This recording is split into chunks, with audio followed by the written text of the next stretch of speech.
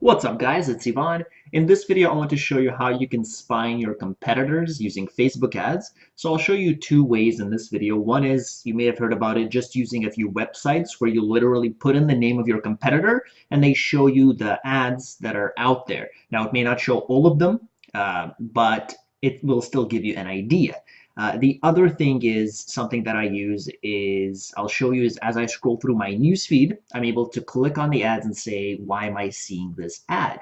And then what I do is I just take a screenshot of that ad and I paste it into my file. Okay, so I keep it there. So let's go through these. So the first one, like I said, is the websites. I'll share with you three sites. They're no secret. The first one is called swiped.co. I will leave the names in the description down below. So let's say we're trying to market ClickFunnels, okay? So I will type in, so here's all the different ads here. So I'll type in ClickFunnels here. Now, some of the ads may not show on one network, but they will show on another. That's why I use all three. So as I type here, as you can see, it kind of shows me this little ad that's there. So let's click View Swipe. Oh, it kind of disappeared there. Let's click View Swipe, see what that gives me. And that's just going to kind of give you some ideas of what they're using, right? And their entire funnel. So this one's actually a bit more detailed than the other two sites because this one actually goes through their actual entire funnel. So as you click on any one of these ads, right?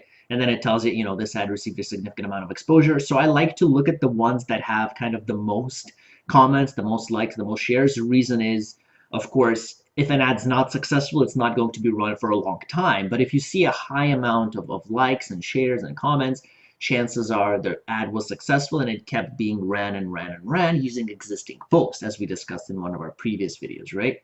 So, for example, this one has 7 likes. I wouldn't pay as much attention to this one as I would to this one, for example, okay? But given that, who knows, this will give you an idea. So as you go there, it's going to kind of take you to this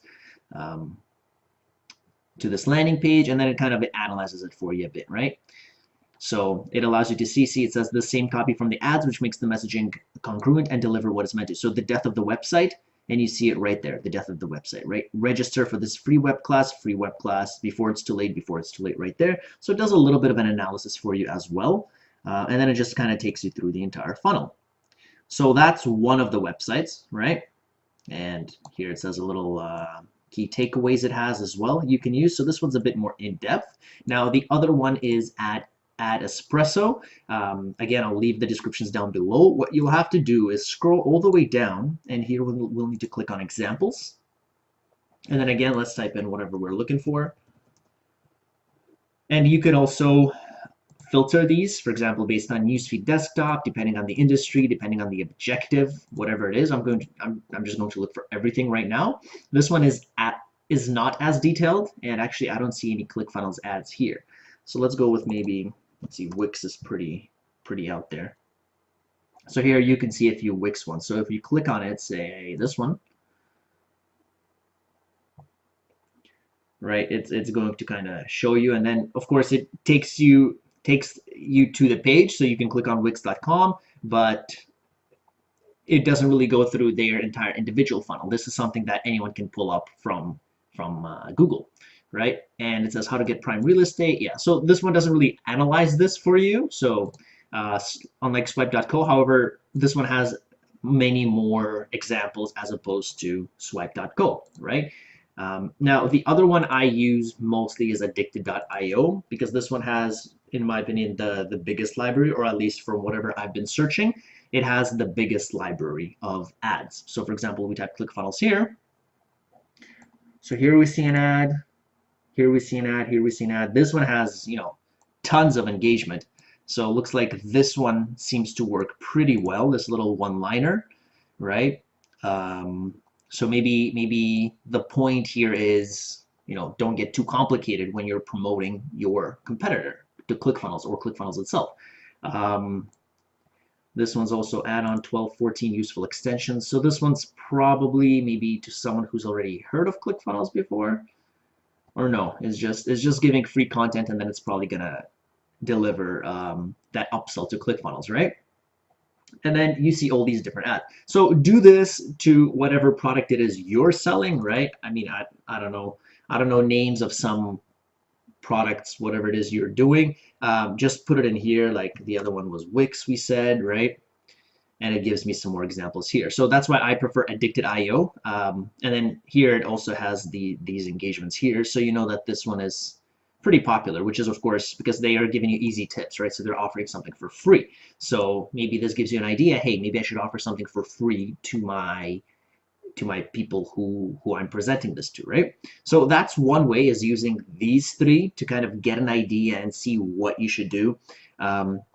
So I normally use this for all of my competitors. I put them all in at once. So if I'm doing, you know, a website builder, I'll say Wix, I'll say ClickFunnels, I'll say maybe Lead Pages, Thrive Themes, WordPress, right? All of that, and I'll just take a look and I'll see what is it that they're kind of showing to people, right? What's their main proposition, right? So in this case, let's see, for example, Lead Pages, they're telling you more leads and sales from your landing pages. So I guess here they're kind of focusing on, well, they're giving free tips, I think. Yeah. So that's a free download, and they're trying to give people this hope and give people more leads and sales, right? Because that's what people are looking for. So that's their kind of main targeting point. So that's about it for this part. Now, the other thing I do is, you can do this on or off Facebook, but I'll just show you something cool you can do inside of Facebook. So here I'm on my main newsfeed. As I scroll down, right? So let's look for sponsored ads. So this one is sponsored, okay? So what I'll do is I'll click this little button here and I'll say, why am I seeing this? And obviously for something like this, investing on autopilot, that's far away from what we're promoting, but obviously you're gonna look for something that suits you, right? So I'll click on, why am I seeing this ad? And then it's going to tell you. So one reason is that Wealthsimple wants to reach people who may be similar to their customers. Okay, so they're using a lookalike audience, right?